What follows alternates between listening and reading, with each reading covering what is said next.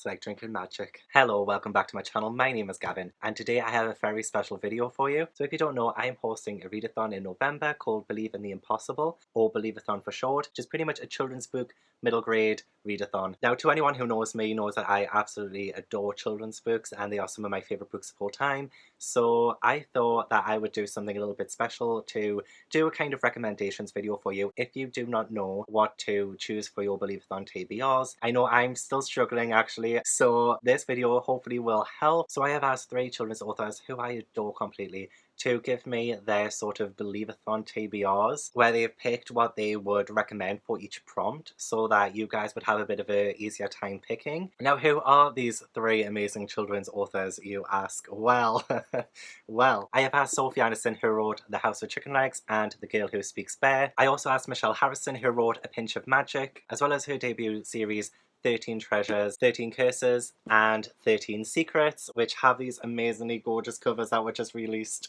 I love them. As well as Jamie Littler, who of course wrote the group book for Believathon, Frostheart. So if you want to join in on Believathon, I do have an announcement video which I will link down below, as well as up here on one of the sides of the screen. But pretty much all you have to do is at least read 4 children's books in the month of November, 1 per week, or you can go for the full 10 prompts, which I will go through in this video as well. So once you finish the book for Believathon, I will leave a link for the form for you to fill out, so you can tell me which books you've read, and I can keep track of all the books that are being read and all the authors who are being discovered. And I want to do some awards at the end of the Believathon as well, and a live show of course where we'll be discussing Frostheart as well as any of the other children's books you might have loved during the month of November, including the books by Sophie Anderson and Michelle Harrison. You can also get some Believathon merch, which I have my mug here, where honestly everything tastes so much better out of. Oh, 10 out of 10. And of course some Believathon candles. We have Frozen Forest there and Enchanted Dominion. And you can buy those off the Grace and Honey website, which I will also leave a link for down below. So if you're looking for more information on Believathon, you can download the compendium, which I will leave a link for. And you can download this, you can print it off, you can do whatever you want with it. But it does have all the information, all the prompts, a lot of recommendations for each of the prompts. So there's some more extra help for you right there. So I actually have my booklets here. I have Jamie Littler's, Sophie Anderson, and Michelle Harrison's booklets here. So I can go through their prompts. I think I might go through prompt by prompt and then tell you which each author recommended for that prompt. That's a good idea, actually. So the first prompt for Believathon is to read a book featuring magic. So for that prompt, Sophie Anderson actually recommended The Wild Folk by Sylvia Lindstedt. Let me read what it's about. And that one is about: when the Star Priest Brotherhood from the city threatened to ravage and destroy the land of the wild folk, their only hope rests with 2 young hares and their human companions, Tin, an orphan city boy with a passion for invention, and curious country girl Comfrey. In this magical quest to protect the precious star gold that runs through the land, Tin and Comfrey must complete seemingly impossible tasks set by the mysterious and terrifying wild folk, each stranger than the last, to find the one who holds the secret to save in their world. And for that prompt, Michelle Harrison recommended Starfell, Willow Moss and The Lost Day by Dominique Valente. And about this one, Michelle said, I love the story of a missing Tuesday and a girl with the overlooked magical ability to find lost things. Oswin is my favourite character. I'm very much looking forward to seeing what Oswin is like as a character. I do own this book. But Willow Moss, the youngest and least powerful sister in a family of witches, has a magical ability for finding lost things, like keys or socks or wooden teeth. Her magic might be useful, but it's not exactly exciting, until, that is, the most powerful witch in the whole of Starfell turns up at her door needing Willow's help. A whole day, last Tuesday to be precise, has gone missing, and the repercussions could be devastating. Can Willow find the day to save the day? Good question. Can't you? And Jamie Littler recommended The Amulet of Samarkand. I think that's how you pronounce it, by Jonathan Stroud. Nathaniel is a boy magician in training, sold to the government by his birth parents at the age of 5 and sent to live as an apprentice to a master. Powerful magicians rule Britain and its empire, and Nathaniel is told his is the ultimate sacrifice for a noble destiny. Everything changes when he is publicly humiliated by the ruthless magician Simon Lovelace and betrayed by his cowardly master who does not defend him. Nathaniel vows revenge. In a Faustian fever, he devours magical texts and hones his magical skills, all the while trying to appear subservient to his master.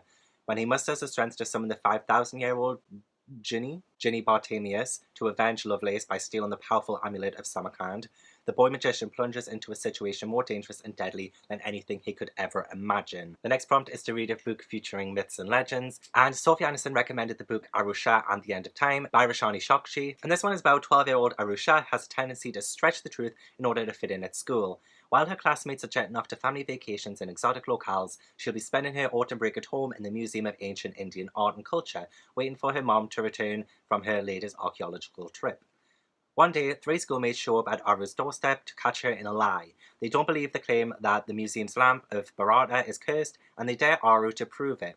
But lighting the lamp has dire consequences.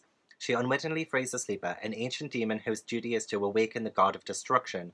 Her classmates and beloved mother are frozen in time, and it's up to Aru to save them. Of course, it's always down to the kid to save the day. Michelle Harrison recommends The House with Chicken Legs by Sophie Anderson. You know, she's got good taste. And she says this is a fabulous retelling of Baba Yaga with hope and heart. And now, I have talked about this book to death on my channel, but I do want to give a really good little description here for you so that if you're new to my channel, if you have not read The House with Chicken Legs, then please allow me to enlighten you. All 12-year-old Marinka wants is a friend, a real friend, not like her house with chicken legs. Sure, the house can play games like tag and hide and seek, but Marinka longs for a human companion, someone she can talk to and share secrets with. But that's tough when your grandmother is a Yaga, a guardian who guides the dead into the afterlife. It's even harder when you live in a house that wanders all over the world, carrying you with it. So, when Marinka stumbles across the chance to make a real friend, she breaks all the rules with devastating consequences. I can attest to the devastating consequences. And Jamie Littler recommends Here Lies Arthur by Philip Reeve. Gwynna is just a small girl, a mouse, when she is bound in service to Myrddin. When she is bound in service to Myrddin the bard, a traveller and spinner of tales. But Myrddin transforms her into a lady goddess, a boy warrior, and a spy. Without Gwynna, Myrddin, I can say these names like Merlin, Gwen, Myrddin will not be able to work the most glorious transformation of all and turn the leader of a raggle-taggle band into King Arthur, the greatest hero of all time. I do love me a good King Arthur retelling, let me tell you. For the real-world issues prompt, Sophie Anderson recommends George by Alex Gino. When people look at George, they think they say boy, but she knows she's not a boy. George thinks she'll have to keep this a secret forever. Then her teacher announces that their class play is going to be Charlotte's Web. George really wants to play Charlotte, but the teacher says she can't even try out for the part because she's a boy. With the help of her best friend, Kelly, George comes up with a plan, not just so she can be Charlotte, but so everyone can know who she is once and for all. What I love about children's books these days is that it does bring in so much of real-world issues into the text. What I love about the description of this is that it does say that she knows she's a girl, but George is a boy. So I think that's just a very important message for children to read about, you know, for anybody who's struggling with their identity. Oh my gosh. And Michelle Harrison recommends The Goldfish Boy by Lisa Thompson. Michelle says about this one, it's a fantastically readable and compelling mystery which introduces OCD for younger readers. Again, this sounds like it tackles really important issues. So Matthew Corbin suffers from severe obsessive compulsive disorder. He hasn't been to school in weeks, his hands are cracked and bleeding from cleaning, he refuses to leave his bedroom. To pass the time, he observes his neighbours from his bedroom window, making mundane notes about their habits as they bustle about the cul-de-sac. When a toddler staying next door goes missing, it becomes apparent that Matthew was the last person to see him alive. Suddenly, Matthew finds himself at the centre of a high-stakes mystery, and every one of his neighbours is a suspect. Matthew is the key to figuring out what happened and potentially saving a child's life, but is he able to do so if it means exposing his own secrets and stepping out from the safety of his home? Gosh, that does sound really good. And Jamie Littler recommends Monster Calls by Patrick Ness. Connor has the same dream every night ever since his mother first fell ill, ever since she started the treatments that don't quite seem to be working. But tonight is different. Tonight, when he wakes, there's a visitor at his window. It's ancient, elemental, a force of nature, and it wants the most dangerous thing of all from Connor. It wants the truth. This book has made a few people cry on BookTube, and I know A Monster Calls can flirt between the boundary of like children's book and, you know, a bit older, so I would definitely include it in Believathon. I think anything that could be considered a children's book, even if it's placed in a different category, it still counts.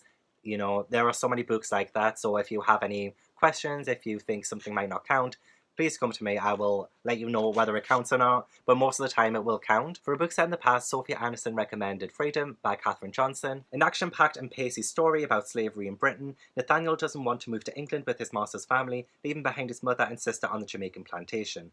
But then he remembers what his mother told him. Once a slave sets foot on English soil, they're free. Perhaps they can earn his fortune and buy his family's freedom too. When Nat arrives in London, he soon discovers that his mother was wrong. Nat refuses to live like a caged bird and seizes the first opportunity to escape. Alone on the streets of London, he hears the story of a nightmare ship, the Zong, where over 100 slaves were thrown overboard. Now, those responsible face a trial. Will the will continue to turn a blind eye to the horrors of slavery, and can that really evade his masters forever? That also sounds like a very important book for young readers, but I feel like even as an adult, I would still take so much from that story. And Michelle Harrison would recommend the Murder Most Unladylike series by Robin Stevens, and Michelle said about Murder Most Unladylike, everything I loved about everything I loved about boarding school stories as a child, plus gripping mysteries and brilliant characters. It's no wonder these books are so popular.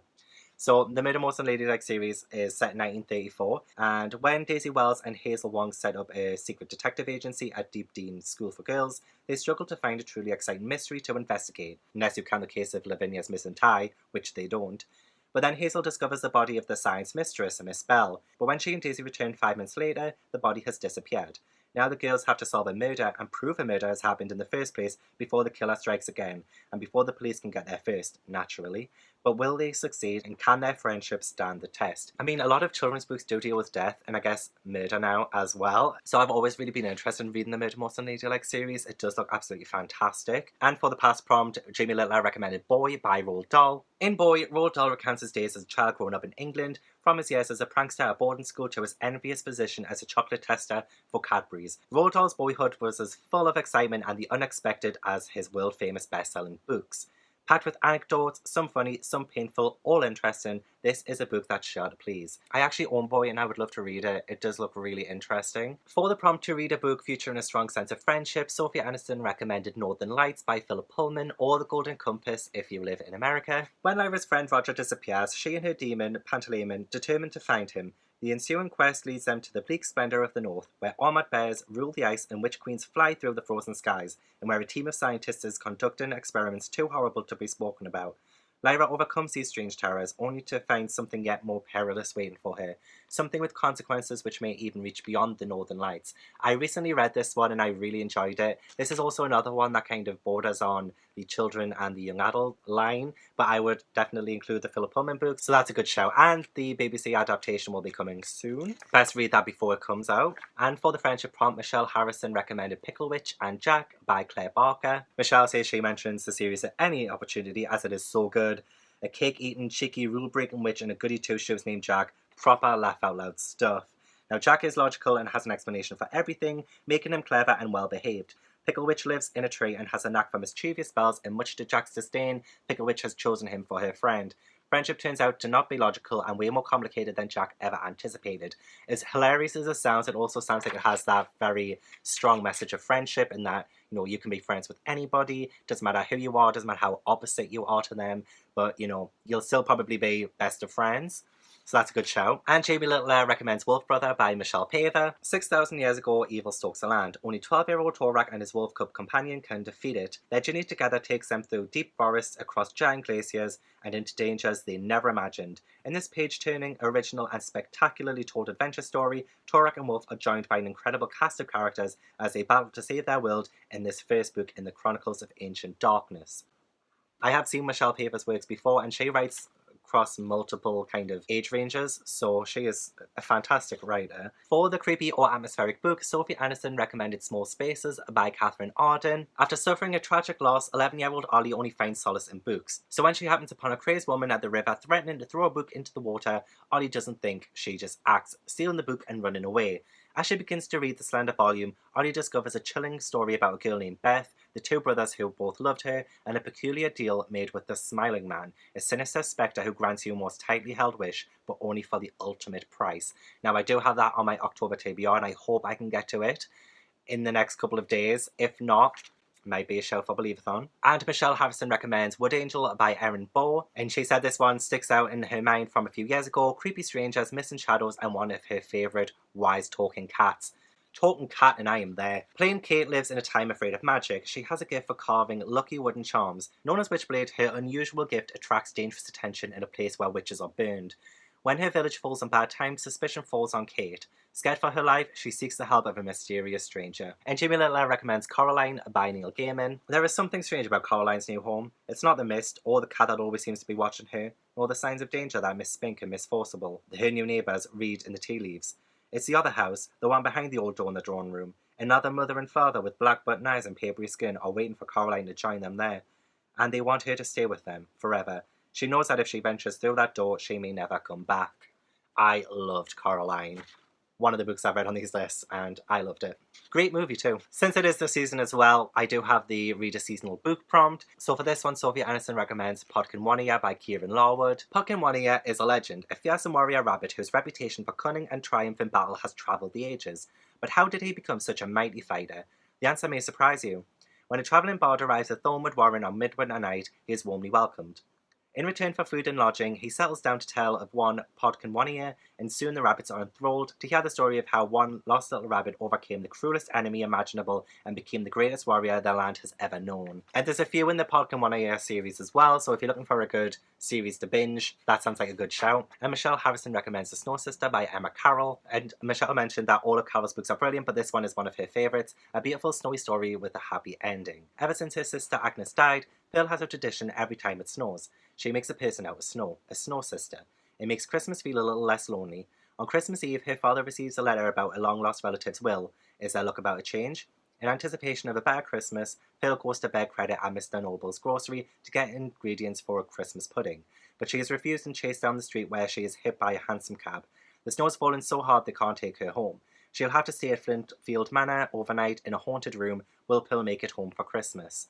Now, I'm so glad Michelle mentioned that it has a happy ending because this sounds like something that would make me cry. And for the seasonal book, Jamie Littler recommended Father Christmas by Raymond Briggs. Meet Father Christmas, a very human gift giver with a tough job to do. You'll find out that he sometimes gets a little grumpy living in the icy North Pole and squeezing down chimneys, but he more than makes up for it in heart and humour. Raymond Briggs brings the endearing character to life in over 100 wonderfully illustrated vignettes that follow the adventures of Father Christmas on his big night of the year. Now that sounds different from the other sort of recommendations, which is awesome. I'd love to hear more about Father Christmas. I love that dude. The next prompt is to read a book with an animal character, and Sophie Anderson recommends The One and Only Ivan by K.A. Applegate. Ivan is an easygoing gorilla, living at the Exit 8 Big Top Mall and Video Arcade. He has grown accustomed to humans watching him through the glass walls of his domain. He rarely misses his life in the jungle. In fact, he hardly ever thinks about it at all. Instead, Ivan thinks about TV shows he's seen and about his friend Stella, an elderly elephant, and Bob, a stray dog. But mostly, Ivan thinks about art and how to capture the taste of a mango or the sound of leaves with colour and a well-placed line.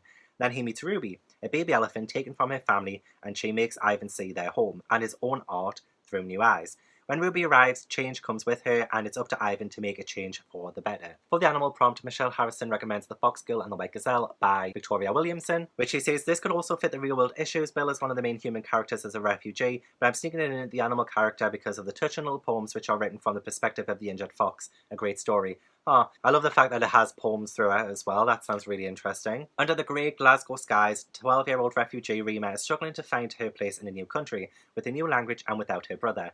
But she isn't the only one feeling lost. Her Glaswegian neighbour Kaelin is lonely and lashing out.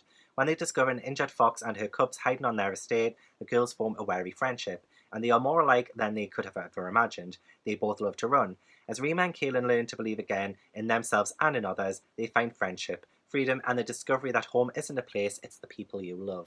Oh, that one's probably going to make me cry as well, to be fair. And Jamie Littler recommended Redwall by Brian Jack. Redwall Abbey, tranquil home to a community of peace-loving mice, is threatened by Clooney the Scourge, savage bilge-rat warlord, and his battle-hardened horde. Try saying that 5 times fast. But the Redwall mice and their loyal woodland friends combine their courage and strength. I love how there's a lot of children's books now that are future mice as characters. Stuart Little, what did you start?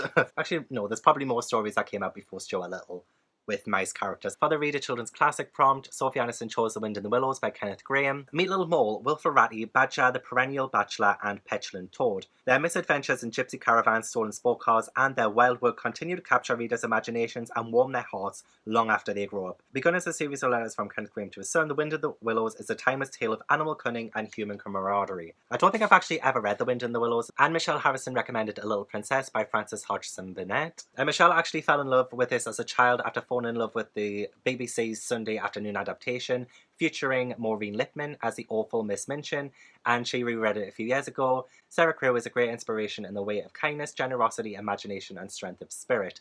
This is another one that I actually haven't read yet. What am I doing? Could I actually call myself a lover of children's literature if I haven't read these classics? Sarah Crewe, an exceptionally intelligent and imaginative student at Miss Minchin's Select Seminary for Young Ladies, is devastated when her adored, indulgent father dies. Now penniless and banished to a room in the attic, Sarah is demeaned, abused, and forced to work as a servant. How this resourceful girl's fortunes change again is at the centre of A Little Princess, one of the best love stories in all of children's literature. Yeah, and I need to get on reading that. And Jamie Little actually recommended The Wind in the Willows by Kenneth Grahame as well. So him and Sophie Anderson are on the safe wavelength on this one. And finally, to reread a children's favourite. So it's actually really interesting to see what these amazing authors' childhood favourites are.